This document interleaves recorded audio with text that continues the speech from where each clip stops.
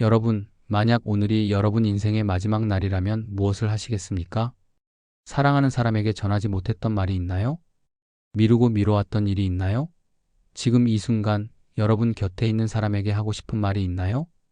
오늘 이 순간 저는 여러분께 죽음에 대한 이야기를 하려고 합니다.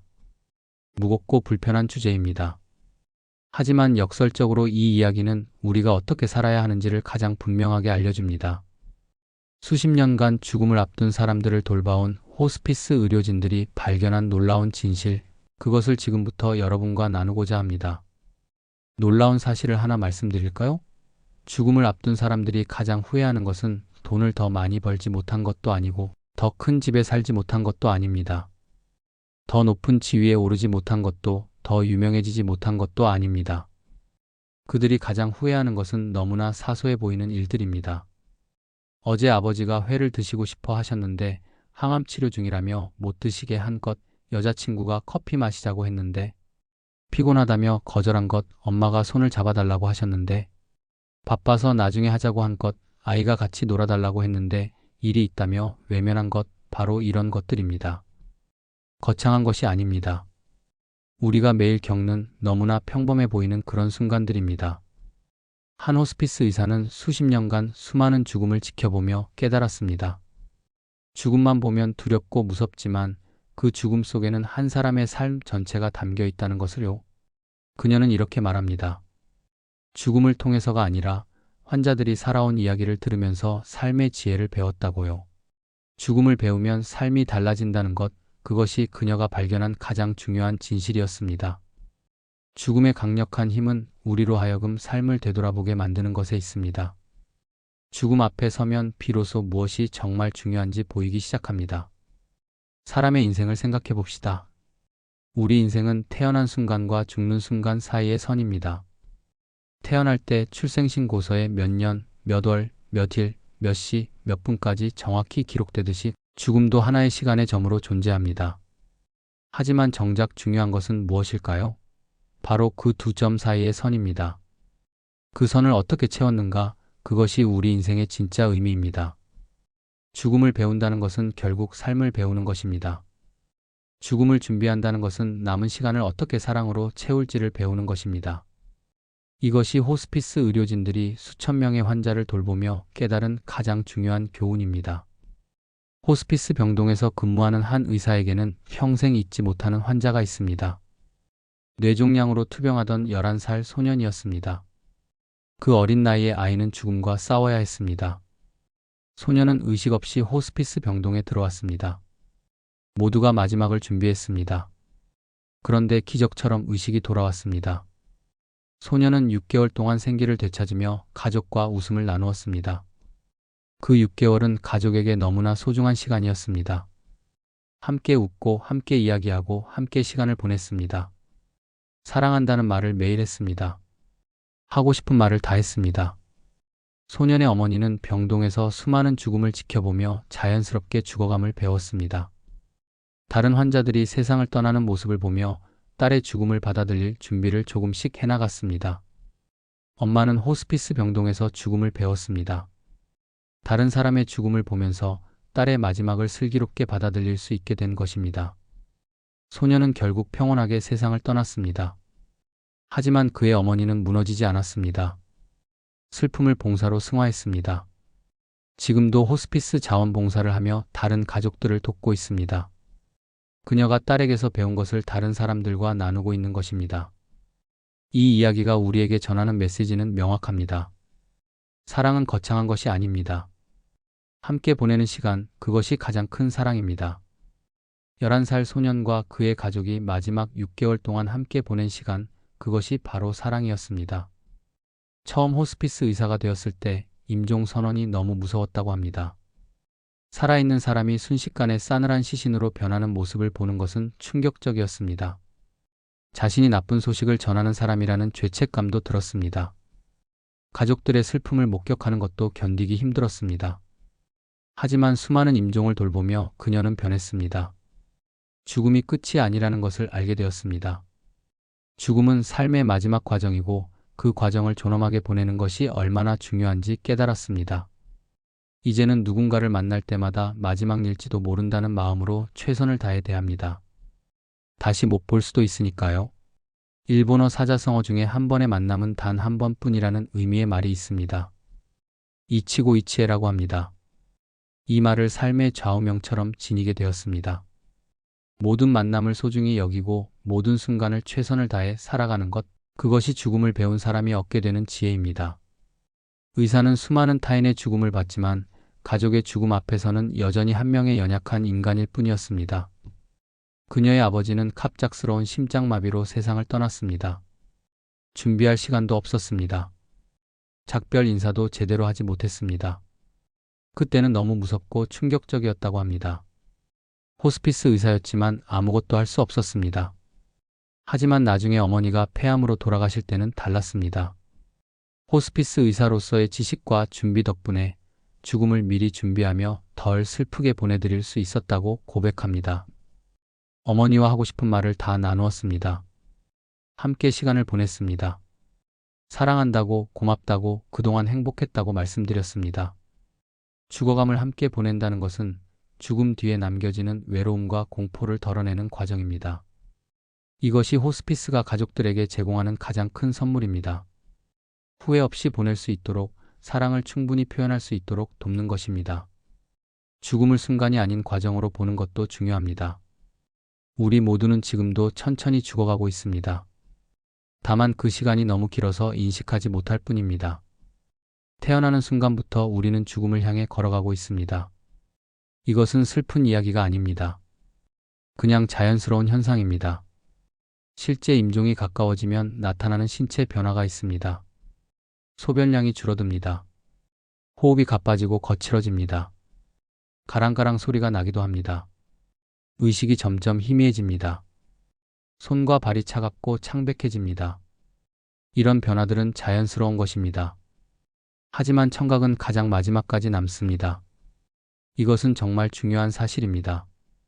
환자가 의식이 없어 보여도 말을 하지 못해도 듣고 있습니다. 그래서 임종 직전에는 좋은 음악이나 가족의 사랑스러운 말을 들려주는 것이 중요합니다. 사랑한다고, 고맙다고, 행복했다고 말해주세요. 그 말을 듣고 있습니다. 사람들은 드라마처럼 마지막에 유언을 남긴다고 생각합니다. 하지만 현실은 다릅니다. 대부분의 환자는 말할 힘조차 없습니다. 의식이 흐려진 상태에서 세상을 떠납니다. 그래서 살아있을 때, 정신이 멀쩡할 때 유언을 해야 합니다. 더 정확히 말하면 살아있는 매 순간 사랑하는 사람에게 하고 싶은 말을 다 해야 합니다. 사랑한다고, 고맙다고, 미안하다고, 자랑스럽다고 말해야 합니다. 내일로 미루지 마세요. 오늘 할 수 있는데 왜 내일 하려고 하나요? 의사들은 환자에게 여명을 정확히 말하지 않습니다. 당신의 여명은 한 달 남았습니다라고 말하는 것은 비과학적이며 인간적으로도 잔혹한 일입니다. 사람마다 면역력이 다릅니다. 신앙심도 다릅니다. 삶의 의지도 다릅니다. 누군가는 말기 진단 후에도 몇 년을 삽니다. 누군가는 며칠 만에 떠나기도 합니다. 의학으로는 예측할 수 없는 영역입니다. 그래서 현실적으로는 현대의학으로 치료가 더 이상 불가능한 상태입니다. 라는 설명만 전달합니다. 남은 시간을 어떻게 보낼지는 환자와 가족이 결정하도록 돕습니다. 그렇다면 사람들은 죽음 앞에서 무엇을 가장 후회할까요? 호스피스 의사는 이 질문을 수없이 받았습니다. 사람들은 궁금해합니다. 죽음을 앞둔 사람들이 무엇을 후회하는지 그것을 알면 자신의 삶을 바꿀 수 있을 것 같아서입니다. 놀랍게도 대부분의 후회는 거창한 것이 아닙니다. 세계 일주를 못한 것, 큰 사업을 못한 것, 유명해지지 못한 것, 이런 것들이 아닙니다. 모두가 사소한 일들을 후회합니다. 일상의 작은 순간들을 후회합니다. 어제 아버지가 회가 먹고 싶다 하셨는데 항암 치료 중이라 못 드리게 했어요. 그게 그렇게 후회돼요. 어제 여자친구가 커피 마시자 했는데 피곤해서 거절했어요. 그게 자꾸 생각나요. 아들이 같이 영화 보러 가자고 했는데 바빠서 다음에 하자고 했어요. 그 다음이 오지 않았어요. 딸이 머리를 빗겨달라고 했는데 귀찮아서 혼자 하라고 했어요. 그게 마지막이었어요. 이런 이야기들입니다. 여러분, 가슴이 아프지 않나요? 이렇게 작은 일들이 가장 큰 후회로 남습니다. 사람들은 결국 잘 못해준 것을 후회합니다. 사랑하는 사람에게 조금 더 잘해줄 걸 하고 후회합니다. 사람들이 죽음 앞에서 가장 후회하는 한 가지는 사랑을 충분히 표현하지 못한 것입니다. 이것이 핵심입니다. 모든 후회는 결국 이것으로 귀결됩니다. 호주의 호스피스 간호사였던 브로니 웨어는 8년간 말기 환자들을 돌보며 그들이 가장 많이 후회하는 것들을 기록했습니다. 그리고 책으로 펴냈습니다. 죽을 때 후회하는 5가지라는 제목의 책입니다. 이 책은 전 세계적으로 큰 반향을 일으켰습니다. 사람들이 공감했기 때문입니다. 브로니 웨어가 발견한 5가지 후회는 이렇습니다. 첫째, 남들이 원하는 삶이 아닌 내가 진정 원하는 삶을 살았더라면. 가장 많은 사람들, 53%의 사람들이 이것을 후회했습니다.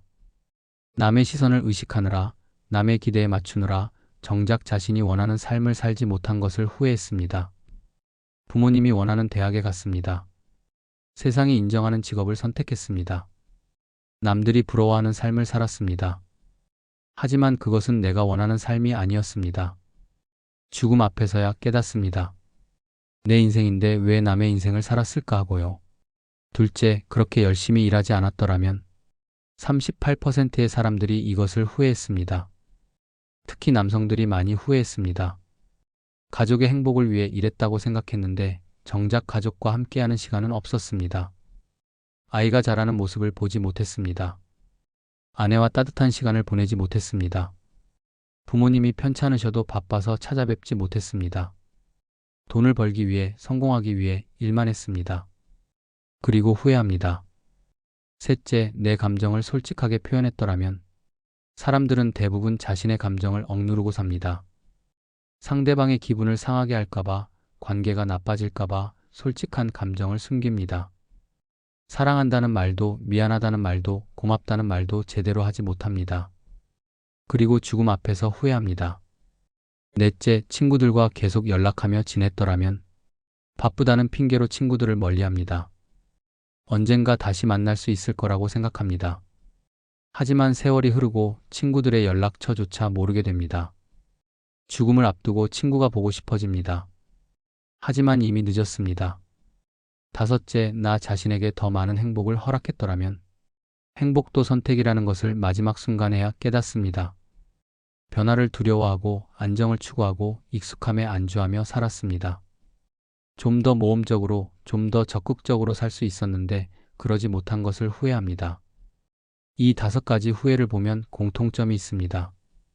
모두 사랑과 관계에 대한 후회입니다. 나 자신에게 솔직하지 못한 것, 가족과 시간을 보내지 못한 것, 감정을 표현하지 못한 것, 친구를 소홀히 한 것, 행복하지 못한 것, 이 모든 것이 결국 사랑을 충분히 주고받지 못한 것입니다. 가족들도 마찬가지입니다. 환자를 돌보던 가족들이 가장 후회하는 것도 같습니다. 환자가 회를 먹고 싶다고 했을 때 건강을 생각해서 말렸던 것, 커피 마시자는 제안을 내일 하자며 미뤘던 것, 손을 잡아달라고 했을 때 바빠서 나중에 하자고 한 것, 이런 사소한 거절들이 가장 큰 후회로 남습니다. 시간이 더 있을 줄 알았습니다. 내일 해도 되고, 다음 주에 해도 되고, 다음 달에 해도 될 줄 알았습니다. 하지만 그때가 마지막이었다는 것을 나중에야 깨닫게 됩니다. 그리고 평생 후회하며 살아갑니다. 왜 그때 회를 함께 드시지 못하게 했을까? 왜 그때 커피 한잔 하지 못했을까? 왜 그때 손을 잡아드리지 못했을까 하고요. 호스피스 병동의 한 간호사는 환자 가족들에게 이렇게 말합니다. 가족들은 시간이 더 있을 거야 라고 생각하지만 지금 이 순간이 마지막일 수 있어요. 이때 환자에게 해줄 수 있는 가장 좋은 선물은 잘 보내주는 것이죠. 후회가 남지 않도록 아낌없이 마음을 표현해 주세요. 마지막 대화는 생각보다 훨씬 앞당겨진 시점에 이루어져야 합니다. 대부분의 환자는 사망하기 수일 전부터 의식이 흐려지고 말을 잇지 못하는 경우가 많기 때문입니다. 제대로 의사소통을 할 수 있을 때, 정신이 맑을 때, 그때 하고 싶은 말을 다 해야 합니다. 많은 사람들이 호스피스를 죽으러 가는 곳으로 오해합니다. 죽음을 기다리는 곳이라고 생각합니다. 희망이 없는 곳이라고 여깁니다. 하지만 이것은 큰 오해입니다. 호스피스는 마지막을 편하게, 존엄하게 보내는 곳입니다. 삶의 질을 높이는 곳입니다. 사랑을 나누는 곳입니다.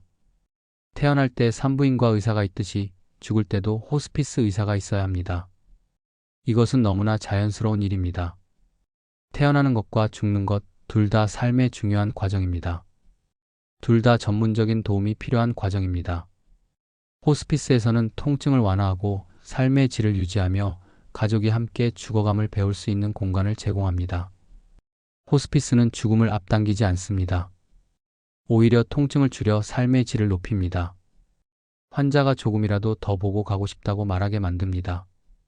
대부분의 환자들은 죽음 자체가 무섭다기보다 죽을 때 아플까봐를 가장 두려워합니다.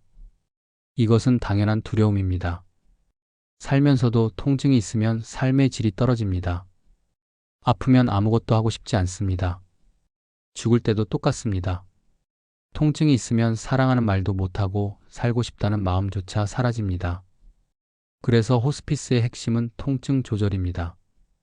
통증을 효과적으로 관리합니다. 약물 치료를 통해 고통을 줄입니다. 통증이 줄어들면 환자들은 대부분 이렇게 말합니다. 어차피 가는 거지만 사랑하는 사람과 며칠이라도 더 즐겁게 보고 싶어요. 이것이 호스피스의 목표입니다. 실제로 호스피스 병동을 찾아가 보면 우리의 선입견과는 다른 모습을 볼 수 있습니다. 어둡고 침울한 곳이 아닙니다. 미술 요법을 받던 환자가 가족과 함께 미소를 짓고 퇴원을 앞두고 설레는 마음으로 짐을 꾸리는 이도 있습니다.